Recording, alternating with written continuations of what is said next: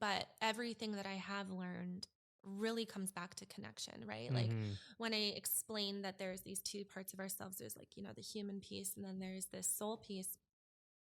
People want to believe that their soul has an identity, and it's like, it doesn't. It really doesn't. The human part has an identity. That's what we're attached to, right? Like the soul is infinite. Mine is the exact same as yours. There's nothing different, right? We have different aspects of us that form us into different like energetic beings, right? So like I also I'm an astrologer, and I believe wholeheartedly in astral energetics, and I mean I really do believe it on like a more science, like on a science level. I think that it's baffling to me that a lot of times, people are walking around in the world and it's like we're concerned about this minute shit. And you're just like, we're on like a rock floating in the middle of something. Like, what does that even mean? Like, that's so wild if you like pull yourself out of it and you're like, how does life exist? Like, I don't know.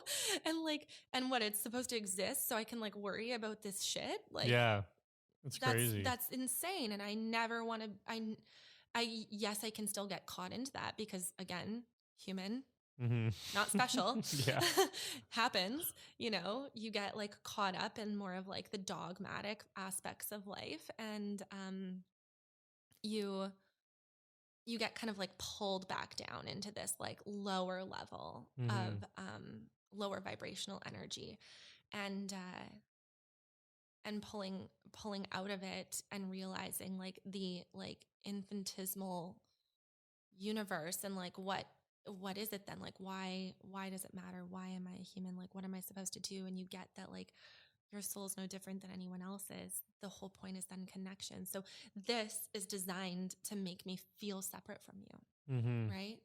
This makes me think I'm separate because I'm here and I can like touch it and I feel like I'm separate. But we've all experienced those moments. We know those moments. We don't understand them that way. That's what like deep empathy is, where you see something, like you see someone in pain and like you feel pain immediately. Why? If you're truly separate, why do you feel pain when someone else feels pain? Isn't that their experience? Right? Someone's joyous and you start to feel joy. Someone starts crying and you start crying. Like, why? What is that? We have like all of these words and stuff that we want to go around it, but ultimately I'm like, holy shit, like what happens to someone else happens to me, and what happens to me happens to someone else. And I don't just mean it on like a tangible, like we've got relatable experience this way. I mean, like really, it really happens. And you can really feel it. You can feel it in your body. You'll have a physiological reaction to it. And so that is what's so intriguing to me. And that is the piece where I'm like, okay, well, if my soul is the same as someone else's, like I'm here to help, help other people experience ecstasy, the only type of ecstasy that can come when you let go of like the ego desires and you just are living like purely from a place of just soul expression, which is only like love, compassion, joy. Like that's it. But like love, compassion, and joy don't have an identity attached to them. It's not like love that's like, oh, super giving and super like sweet and overdoing, like the way that you think of your mom. I mean like infinite love. There's a word for it. I think it's like a Latin word. It's called like agape, and it's